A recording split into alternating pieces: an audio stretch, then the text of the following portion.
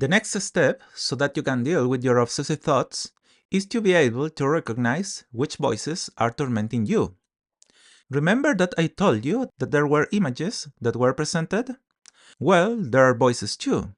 What happens is that obsessive thinking is so fast and causes that great emotional cloud that I told you about, that it leads you to stop observing everything that happens to you in that microsecond in which all this is activated.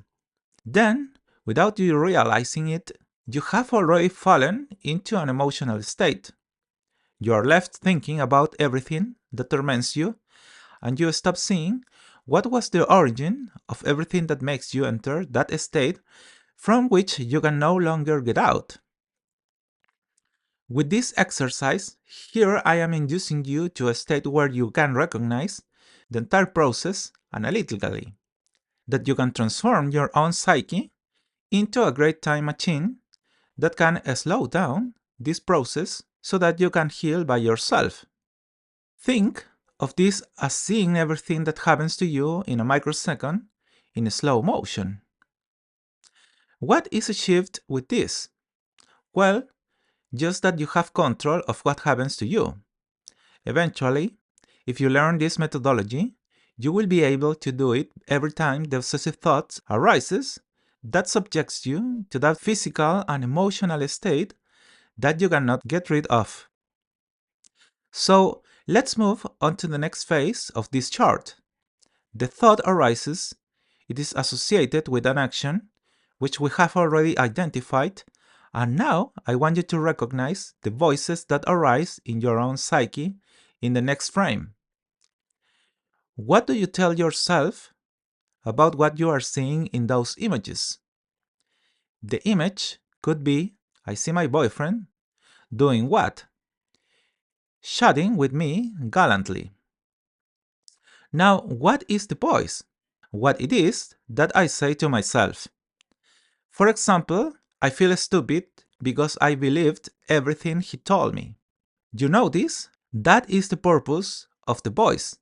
It subjects you to an emotional state that is difficult for you to get out of, precisely because through a thought, you are reaffirming things about yourself. That's why the idea is that in this section, you can identify in each of the frames what you say to yourself associated with what you are seeing in the thought. And the idea is that here you also assign numbers regardless of the order in which they appear. The most relevant thought may be that of the groom, but the most important voice is that of the thought of 3 or 4. You define that. Example of a psychic voice. I am stupid for believing in another person's supposed affection. If you notice, here we have already identified the first voice. That's why I left 3 voices that you should pay attention to. As you can see, the first voice is the voice of I am. What makes me be the image that I am witnessing in that microsecond when all this is activated. And you have to do this exercise ideally with all the obsessive thoughts that arise in you. Because with this, we are putting order in everything you are experiencing. And once you have done this, the next thing is to recognize the secondary voice, the voice of should. What do you tell yourself associated with that image that you should have done to prevent that situation from happening? If you look, the first voice is that of the present, and this voice, the secondary one, is the voice of the past. I insist that all this happens in a microsecond. I should have been smarter when choosing a partner. As you can see, two psychic phenomena occur here that subject you to that state of pain that you experience. In the first, you deny your ego state. You're ashamed of who you are. And in the second, the second voice, you are recriminating yourself. Do you notice this happening in a flash of light?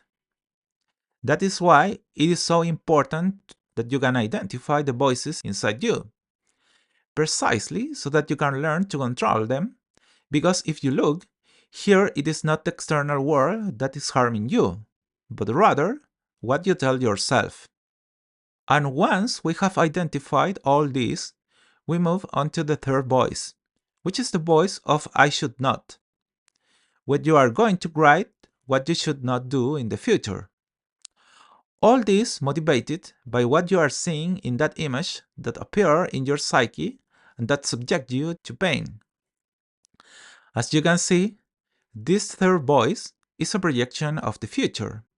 It is the voice of the future, and it is very important because in practice, it is the voice that represses you. It is the voice that will activate in you that repressive state that you will not get rid of, even though the years pass. It is what leads you to say, when you want to enter into a new relationship, I cannot do it because I shouldn't believe in people again, for example. So here, the idea is that you put in the corresponding box what you are telling yourself as a projection of what you are going to do in the future, because of what they did to you in the thought that you are observing. As you can see, thanks to all this methodology, we are making obsessive thinking slow down. We are not allowing to transform into that emotional cloud that causes you to think obsessively about a series of things. But you are learning to compress and eventually flow with what bothers you.